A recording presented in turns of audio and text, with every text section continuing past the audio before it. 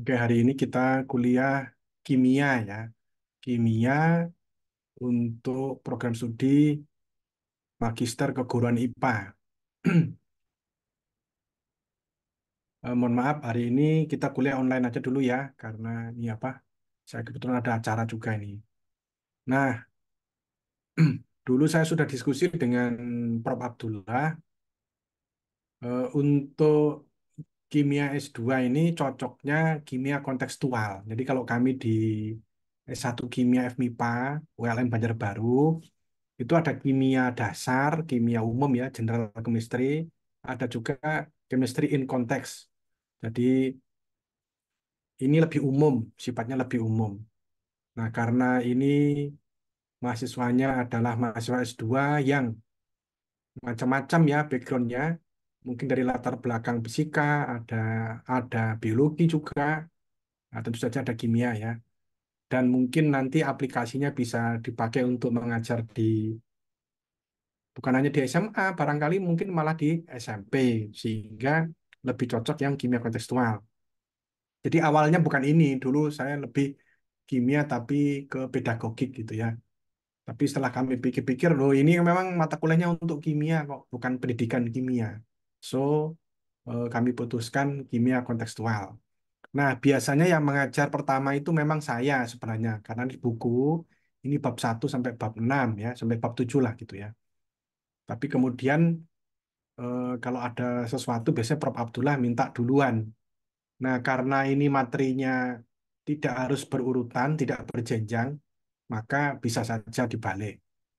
Nah, ini kontrak kuliah sebenarnya ya. Ya kalau saya masuk pertama pasti menyampaikan ini. Ini materi sudah lama ya.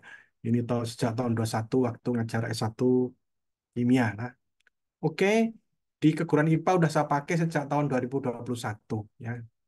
Ya tidak terlalu banyak update-nya. Oke, untuk penilaian seperti umum begini, tapi nanti ya fleksibel ya, bisa disesuaikan. Yang jelas, secara umum, aturan di UNLAM ini kan ini ya, 30% tugas, 30% mid atau ujian tengah semester, dan 30% nih, maaf ini harusnya 40% berarti, ujian akhir atau final. Biasanya tidak ada ujian susulan, ya. Nah, untuk tahun ini rancangan saya nanti ujian akhirnya dalam bentuk diskusi kelompok ya. Jadi kita kalau bisa lebih ke studi kasus, studi kasus. Nah, ini sesuai dengan namanya, namanya kan kimia kontekstual. Maka berbasis konteks ya. Jadi ini cocok sekali kalau studi kasus. Oke, mata kuliahnya mungkin eh, Bapak Ibu atau saudara-saudari sekalian sudah lihat ya. Ada di buku, bukunya udah saya taruh di Simari. Nah, kemarin kok saya lihat kok tenang-tenang aja, nggak ada yang minta buku. Saya khawatir mahasiswa nggak megang buku, sehingga bukunya saya taruh di Simari. Nah, biasanya kalau saya masuk pertama, otomatis kan dikasih ya. Oke, bukunya itu mungkin sudah lihat semua kan di Simari ya? Sudah kan ya? Ya, Pak. Ya, Pak. Nah, jadi sudah ada di Simari dan ini mudah sekali. Jadi urutan penyajiannya sama persis dengan yang ada di buku itu ya. Jadi secara umum kita membahas itu sebenarnya kimia kontekstual. Jadi konteks yang ada di masyarakat dilihat atau dibahas dari aspek kimia. Tentu saja tidak terlalu kimia teoritis, tidak terlalu ya. Tapi tentu saja ada aspek kimianya, ada sedikit ilmunya ya, ilmu kimianya yang terkait. Jadi isu yang dibahas lingkungan, isu energi, energi alternatif, maupun energi yang konservatif ya, polimer, industri, dan kesehatan. Itu secara umum ya. Mungkin nanti lebih jelasnya setelah kita bahas. Lebih pasnya Bapak Ibu tentu saja harus membaca bukunya ya. Jangan hanya di-download terus disimpan begitu saja. Ya dibacalah gitu ya. Oke. Oke, ini tidak perlu saya jelaskan ini ya. Tujuan umum udah tahu ini. Tentu saja setelah ini selesai diharapkan semua mahasiswa mampu memahami kerangka kontekstual dari isu-isu aktual dan faktual terkait dengan isu sosial, sosial, ekonomi, politik, dan seterusnya. Gitu ya. dari aspek kimia tentu saja. Nah, ini bukunya, ini kalau nggak salah yang edisi 6 ya, Chemistry in Context atau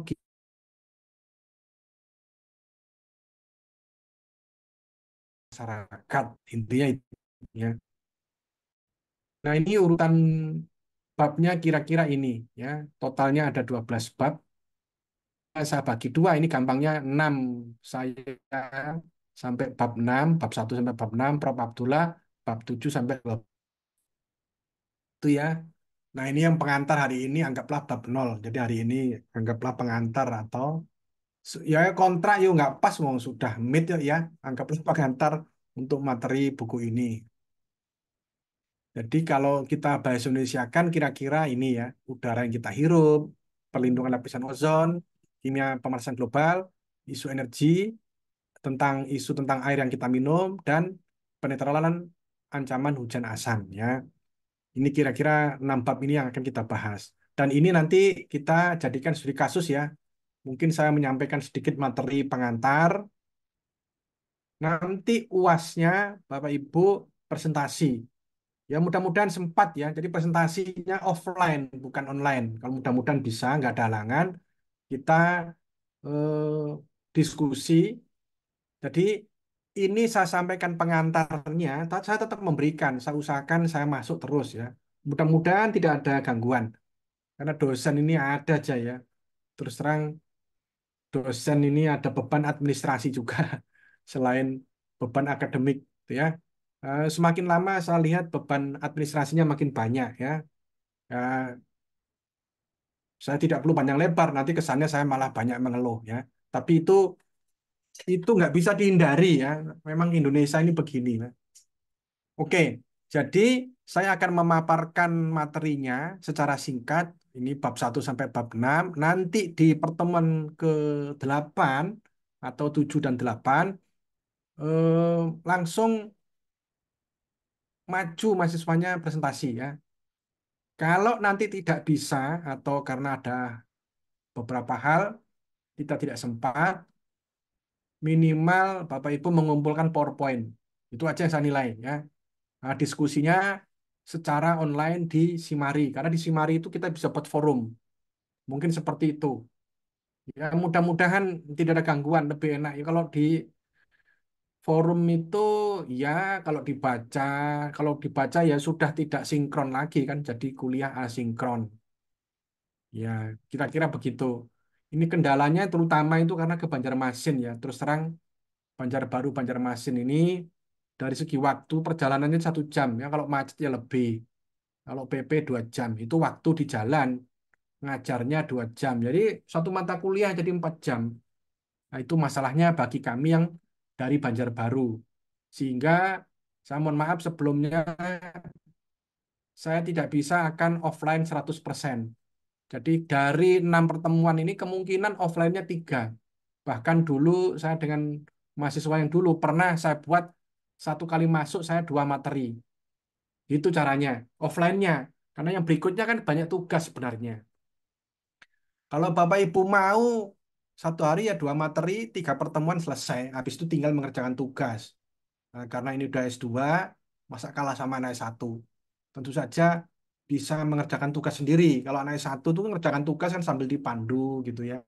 Sambil diarahkan. Oke, kira-kira seperti itu. Gimana? Sepakat ya? Oke, sepakat Bapak. Ya, nah, saya anggap iya. Nah, jadi kalau diam berarti iya. Oke, yang ini sudah semua kan ya, yang bab 7 sampai 13 ini sudah, sehingga langsung saja kita ya ini kalau capaian pembelajaran perkuliahan ya. Nah, ini saya rasa tidak perlu dijelaskan juga. Dari babnya aja Bapak Ibu sudah bisa tahu kira-kira maksud capaian pembelajaran tiap kuliah itu apa. Ya kan ya? Nggak perlu dijelaskan kan ya? Bapak Ibu kan sudah lebih mahir daripada saya kalau membuat CPL. Ya. Ya kan kalau guru atau sudah jadi guru mungkin sebagian mungkin calon guru ya saya rasa sudah tidak masalah seperti ini. Intinya namanya juga perkuliahan tentu saja ada pembelajaran, ada capaian pembelajaran. Nah, untuk hari ini di awal bab itu ada istilah kimia hijau. Ada yang menyebut kimia hijau, ada yang menyebut itu artinya kimia ramah lingkungan. Jadi mungkin Bapak Ibu pernah dengar green chemistry, ada juga istilah blue chemistry. Kalau blue chemistry itu lebih ke maritim, maritim chemistry artinya kimia tentang laut ya, terkait dengan lautan, laut atau kekayaan laut. Nah, kalau green chemistry itu kimia ramah lingkungan. Nah, mungkin ada yang lain, mungkinlah gold chemistry, ada yellow chemistry, mungkin nanti ada red chemistry, kira-kira begitu ya. Nah, untuk sementara yang sudah populer itu green chemistry dan blue chemistry. Ya, kebetulan tempat kita belum ada yang ke sana, harusnya orang perikanan itu cocoknya ya. Oke, prinsip kimia hijau atau kimia ramah lingkungan itu ada 12. Ini ada 12 ya. Di buku ditulis contoh saja itu ada 6. Nah, mungkin secara grafik kita bisa lihat di sini. Ini lengkapnya. Ada 12 prinsip. Silakan cari di Google banyak ini tentang ini. Jadi prinsip ya. Jadi prinsip ini adalah rumusan, rumusan ya semacam kesepakatan ya. Ini tentu saja yang membahas atau menulis ini ahli ya. Ini sudah ada pakar yang sudah merumuskan untuk mendukung keberlangsungan umat manusia dari sisi kimia. Dari sisi kimia ini ya. Mungkin fisika ada sendiri, biologi ada sendiri. Dari sisi kimia, kita perlu merumuskan prinsip tentang sustainable chemistry. Jadi kalau di tempat lain, selain ada kimia ramah lingkungan atau kimia hijau, ada juga istilah sustainable chemistry. Jadi waktu saya S2 di UGM dulu, ada itu mata kuliah namanya sustainable chemistry. Isinya ya tentu saja salah satunya ini, membahas kimia ramah lingkungan. Nah ini kalau di materi kuliah S1 kimia, ini benar-benar dipraktekkan. Jadi misalnya praktek sintesis organik gitu, praktikum gitu ya, bisa organik, bisa anorganik. Nah, prakteknya itu kalau yang di UGM yang sekarang ini ada istilah sintesis tapi dengan metode green chemistry. Ya, kan ada istilah metode biasa kan mungkin sudah biasa. Ada lagi metode green chemistry. Ada istilah click chemistry. Masih banyak lah istilah-istilah gitu. Nah, terkait dengan green chemistry itu minimal memenuhi satu ini. Ya, syukur-syukur bisa 12 ini. 12 prinsip ini terpenuhi. Apa itu? Yang pertama adalah mencegah. Ya, mencegah itu yang dicegah apanya? Ya, namanya prinsip ramah lingkungan berarti mencegah kerusakan lingkungan. Kerusakan lingkungan itu apa saja? Ya, tentu saja kita tahu kimia ini kan apapun prosesnya itu pasti ada limbah. Kita tahu secara termodinamika ya, di kimia fisik sudah belajar, mungkin di fisika juga ada namanya termodinamika. Nah, intinya di dalam prinsip termodinamik apa?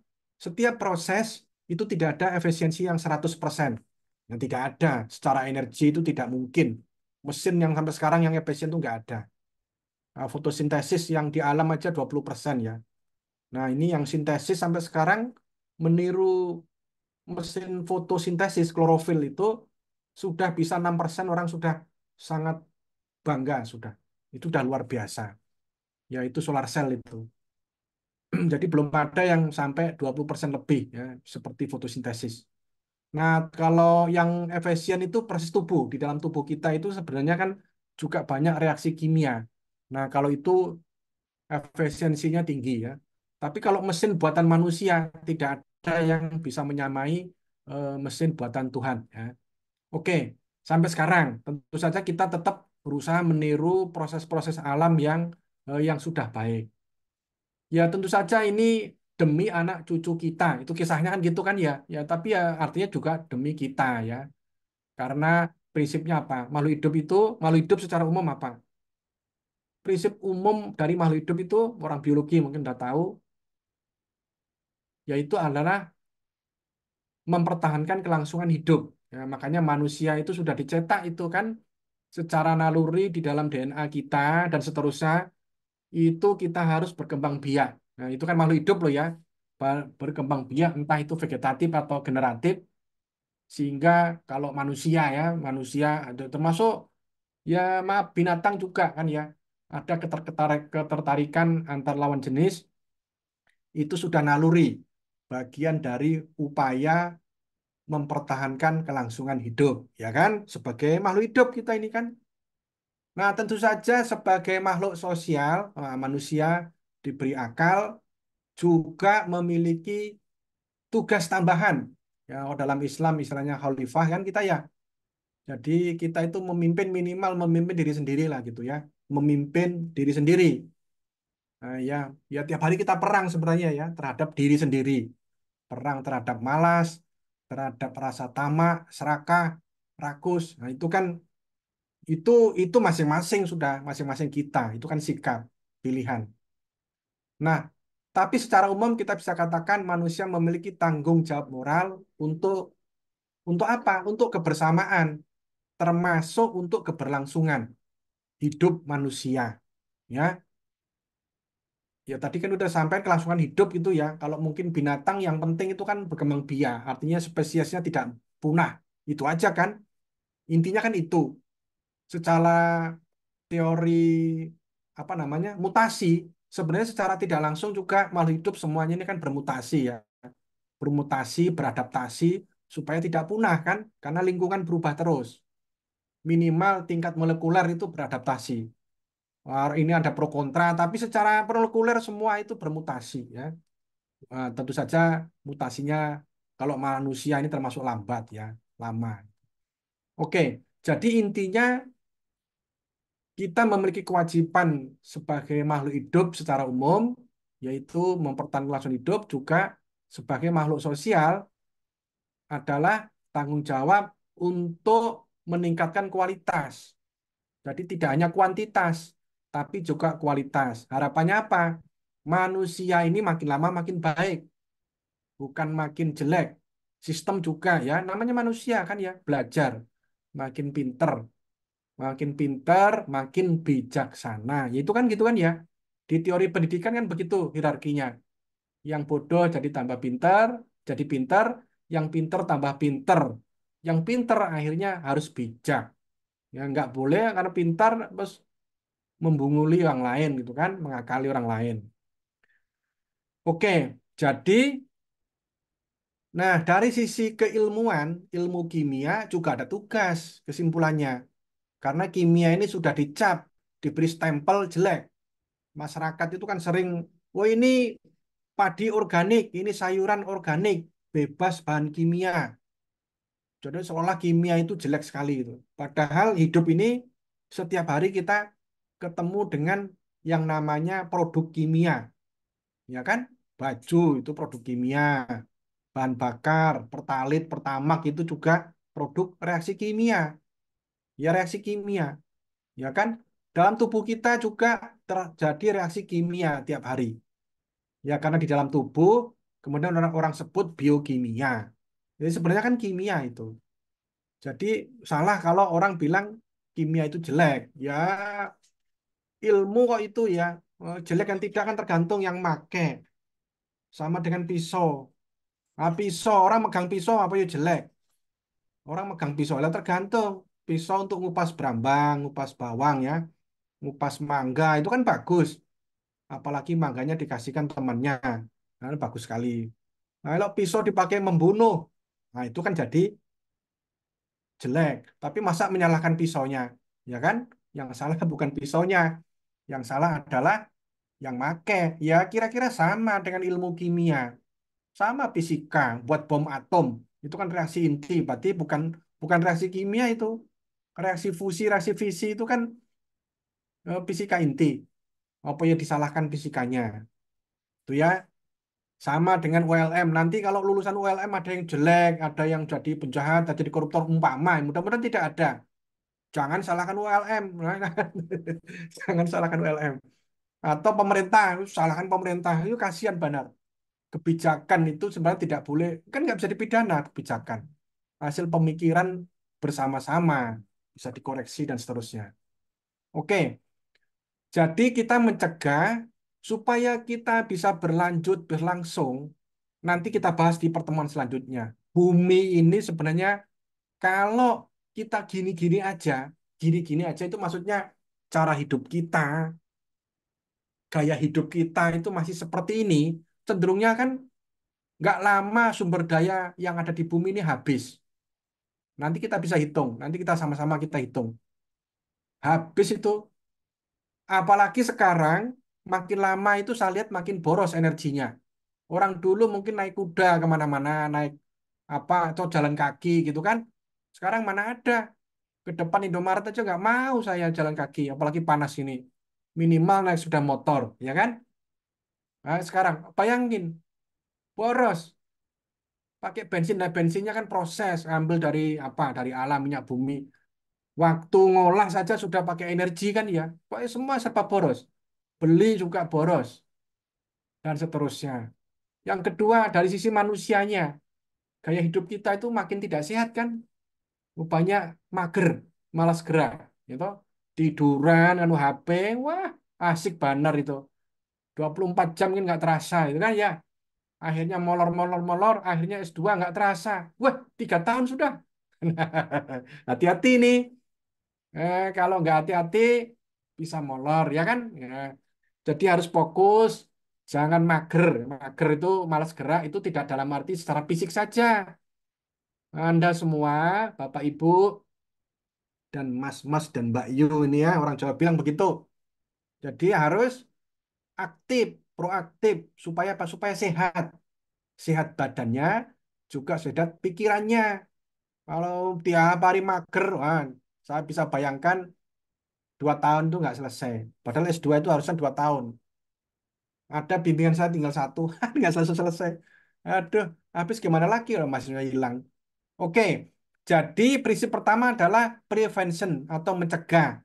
Kalau orang farmasi atau kedokteran mengatakan mencegah lebih baik daripada mengobati. Prevention is better than curation. Nah, itu ya. Jadi mencegah lebih baik. Ini cegah apanya? Pemborosan. Nah, ini ilustrasinya. Misalnya air PDAM nggak dipakai, yo jangan, ya dimatiin lah. Terus jangan mengalir, dibiarin mentang-mentang kaya. Oh, biar aja. Nah, begitu air PDAM kemarin mati, bingung kita. Nah, yang kedua listrik, nah, nggak dipakai ya matiin. Ketiga limbah. Kalau bisa nggak ada limbah, jangan pilih proses yang menghasilkan limbah berbahaya. Nah, limbah berbahaya maksudnya ya. Walaupun tidak berbahaya kalau banyak, kalau bisa limbahnya dikit kan lebih hemat. Gitu ya, kira-kira seperti itu. Yang kedua, atom ekonomi. Nah, yang sudah belajar kimia pasti tahu reaksi kimia itu kan bisa dimodelkan dengan persamaan itu loh, stoikiometri reaksi. Nah, itu sampai dihitung. Ini menurut prinsip kimia hijau ya, sampai dihitung untuk dapat produk-produk itu. Kalau Anda belajar kimia lanjut, itu ada namanya kimia retrosintesis. Jadi berjalan mundur. Jadi kalau ini produknya, sintesisnya dari apa? Nah, bahannya kan bisa apa saja. Pilihannya banyak. Reaktannya, ya kalau di SMA namanya reaktan. Kalau kita orang penelitian biasanya sebut prekursor. Nah, prekursornya apa? Nah, tentu saja pilihlah yang hemat. Hemat atomnya. Nah, karena ada pilihan. Bisa jadi kita pakai yang tidak hemat, boleh kan sebenarnya. Tapi menurut prinsip hemat, prinsip hijau, tentu saja kita harus hemat. Yang kedua, hindarilah. Kalau bisa, hindarilah. Kalau nggak bisa, kurangilah pemakaian sintesis kimia yang menggunakan bahan-bahan berbahaya, apalagi radioaktif ya.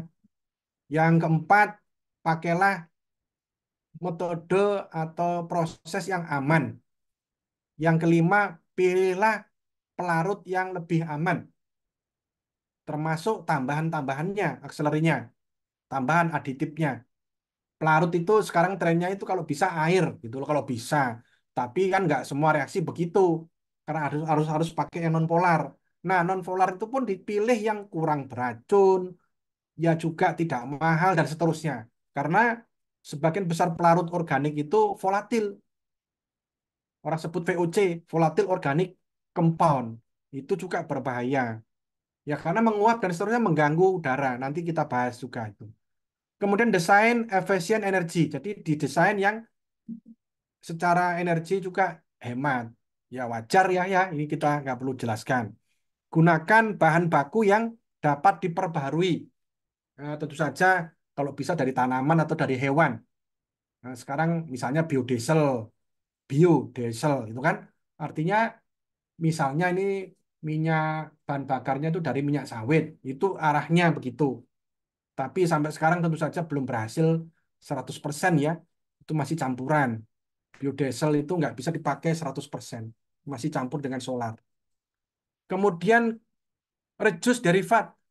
Maksudnya begini, turunan-turunan yang tidak perlu kalau bisa ya nggak ada. Nanti kalau kita reaksi reaksi kimia diusahakan yang produk sampingnya itu minimal. Kalau perlu tidak ada. Kemudian pakai katalis. Nah, pakai katalis itu untuk apa? Hemat waktu, hemat energi. Nah, fungsi katalis itu kan mempercepat reaksi. Ya makin lama kan makin boros energi. Itu tujuannya. Yang ke-10, design for degradation. Artinya kalau bisa itu produk yang kita peroleh juga mudah mudah didegradasi atau biodegradable. Ya contoh plastik yang ramah lingkungan. Yang 11 real time analysis for nah ini idealnya itu semua harus real time dipantau. Ya ini tugasnya Balai Lingkungan Hidup apa namanya lah. Misalnya tempat kita di Kalimantan itu kayak ada apa namanya BTKL ya apa gitulah. Itu kan anggarannya besar juga itu. Tugas mereka salah satunya adalah memantau memantau ini memantau lingkungan. Bisa langsung ke dekat pabriknya, bisa juga di sungai atau di pinggir jalan.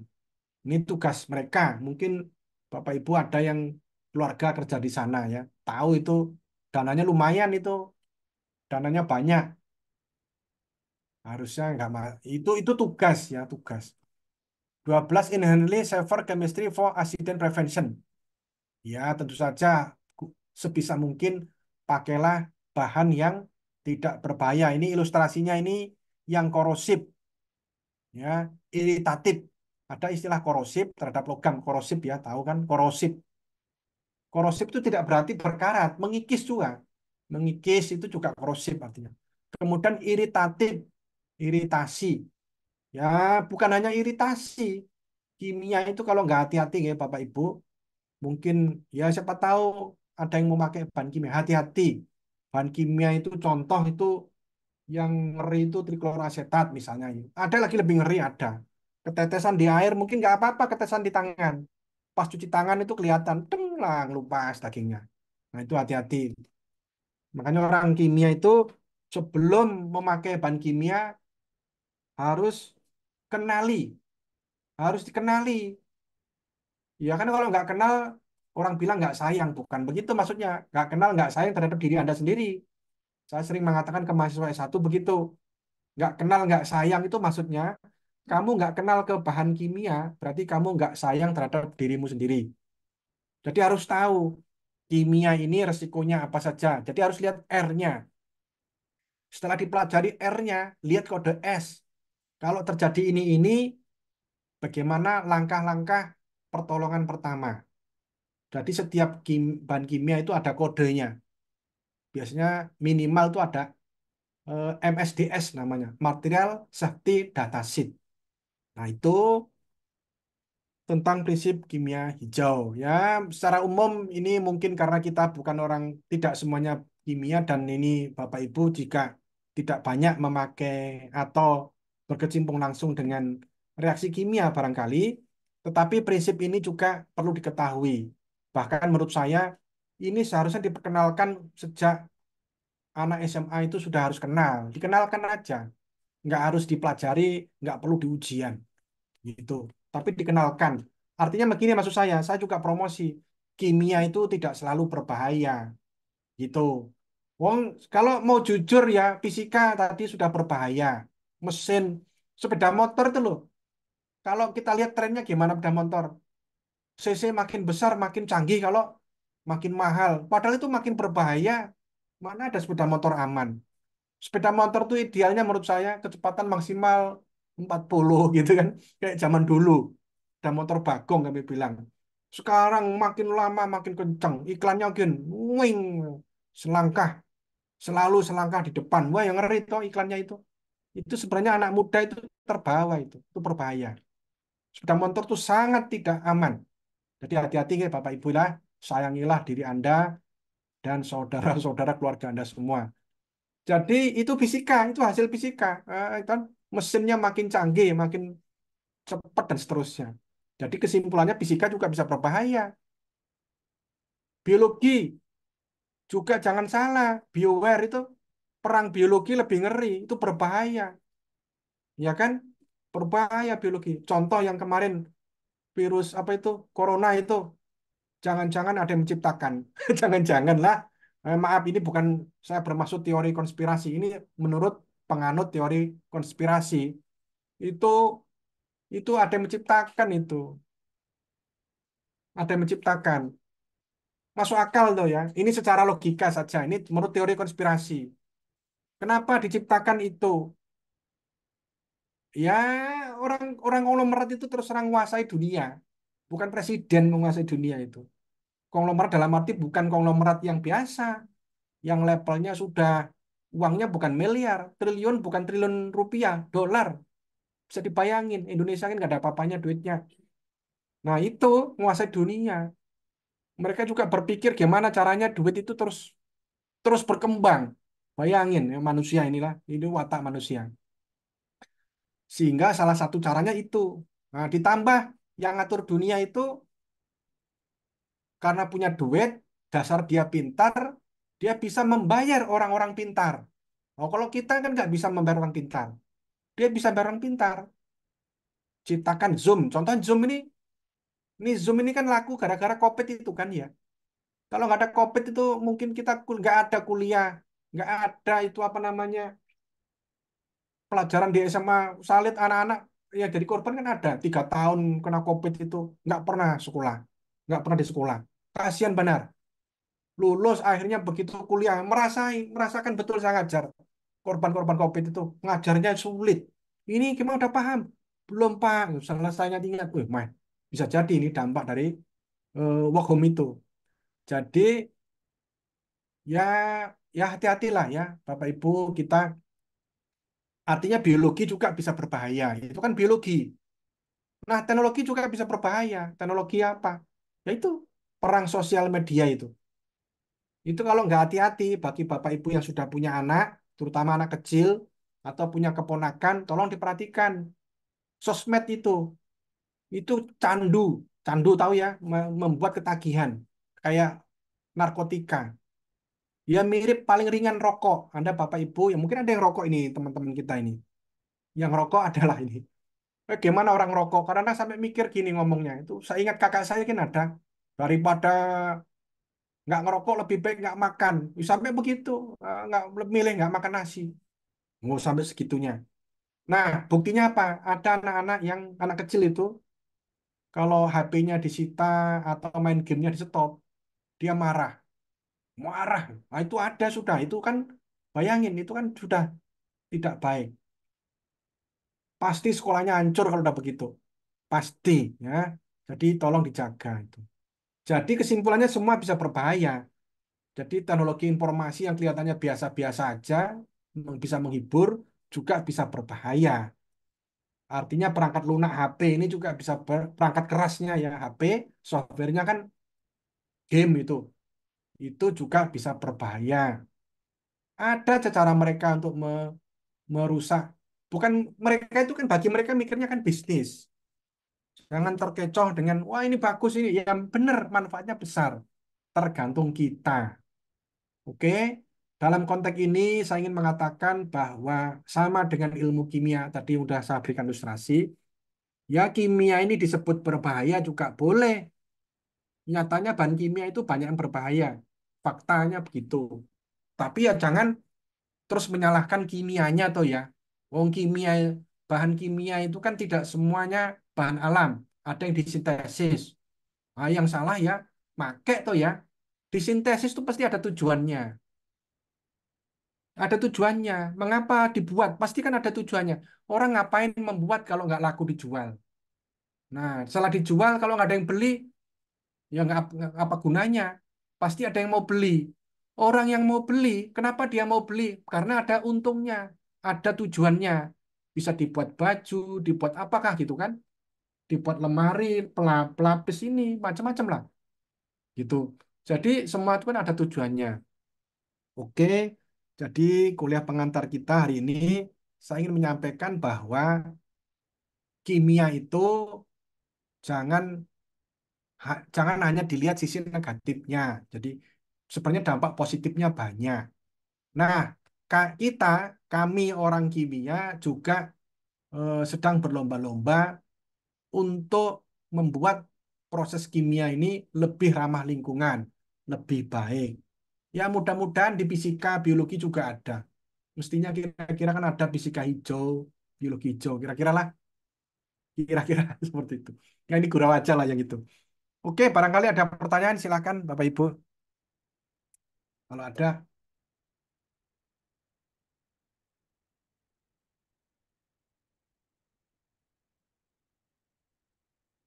kata. Ini sudah hampir jam 3. Gimana? Sebenarnya saya mau menyampaikan 2 materi, tapi habis ini saya ada acara lagi. Wah, ada aja acaranya. Jadi nggak bisa lanjut lagi lah.